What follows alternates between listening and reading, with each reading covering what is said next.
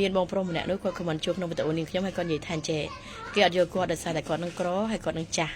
នឹងសម្រាប់គេណាបើសម្រាប់នាងខ្ញុំវិញនាងខ្ញុំយកឃើញអញ្ចេះ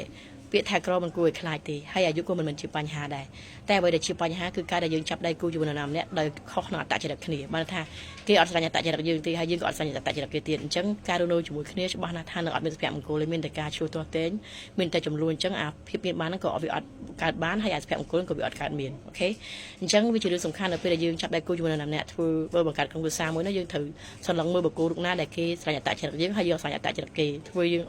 យ៉ាងហោចណាស់ឲ្យត្រូវគ្នា70-80%ទើបយើងអាចបង្កើតសុភមង្គលក្នុងក្រុមគ្រួសារហ្នឹងនឹងអាចបង្កើតភាពមានបានតែផ្ទុយទៅវិញបើយើងសម្លឹងមួយតែអ្នកមានទេតែមាននោះមានដោយសារទៅសម្រាប់ពុកម្ដាយចែកឬក៏មានដោយសារអីមួយតែគេនឹងអត់ស្រ័យអត្តចរិតយើងអញ្ចឹងយើងនឹងឆ្លោះតែគ្នានឹងអញ្ចឹងអត់មានសល់ទៅសម្រាប់ហ្នឹងវាអាចបាត់បង់ទៅវិញអូខេសម្រាប់នេះខ្ញុំអត់សម្លឹងទៅបុរសណាម្នាក់ដែលមានទៅលើតែទស្សនៈទេប៉ុន្តែខ្ញុំសម្លឹងទៅបុរសម្នាក់ដែលមានទៅលើសិលធម៌គុណធម៌ចំណេះជំនាញ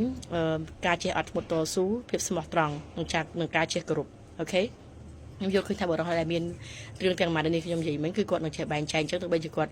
មករស់នៅជាមួយយើងគាត់ក្រក៏ដោយក៏គាត់អាចចាប់ដៃយើងរកស៊ីសហការមួយយើងបង្កើតភាពមានបានជាមួយគ្នាហើយអត់មានចំនួនទៀតមានតែសុភមង្គលហើយមករស់ជាមួយគ្នាយូរអង្វែងអូខេអញ្ចឹងចូលប្រយ័ត្នមុនពេលយើងរើសណាម្នាក់ធ្វើដៃគូជីវិតយើងត្រូវសម្លឹងទៅមើលអត្តចរិតរបស់គេថាគេត្រូវចូលចិត្តអត្តចរិតយើងអត់យើងស្រាញ់អត្តចរិតគេអត់កុំសម្លឹងមើលតែលើទ្រព្យសម្បត្តិប៉ុន្តែនៅក្នុងសង្គមនេះយើងឃើញមានបុគ្គលជាច្រើនដែលគាត់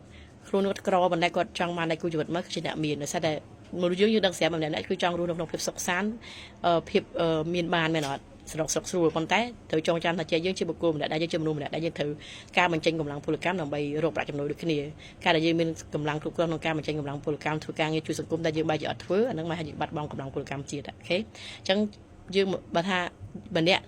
រម្នាក់ចាយម្នាក់វាភាសាជាងរម្នាក់ចាយ5នាក់មែនអត់តែបើសិនជាយើងមានសំណាងយើងបានដៃគូជីវិតមកមិនថាស្រីប្រុសហើយគាត់ជាអ្នកមានគាត់ឲ្យយើងធ្វើអីអាហ្នឹងវាអត់ជាបញ្ហាទេភាសាគេម្នាក់ទៀតគឺមានសមត្ថភាពគ្រប់គ្រង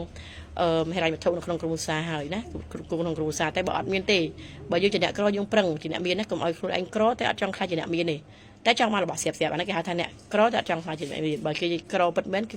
ចេះខំប្រឹងតស៊ូមួយគ្នាអូខេហើយក៏កុំសម្លឹងមើលបុគ្គលបុរសណាម្នាក់ដែរតែជាអ្នកមានដែរដោយសារតែពេលខ្លះមានតែទ្រព្យសម្បត្តិរបស់ពុកម្ដាយចែកនឹងអត់មានគំនិតអត់មានចំណេះជំនាញអត់មាន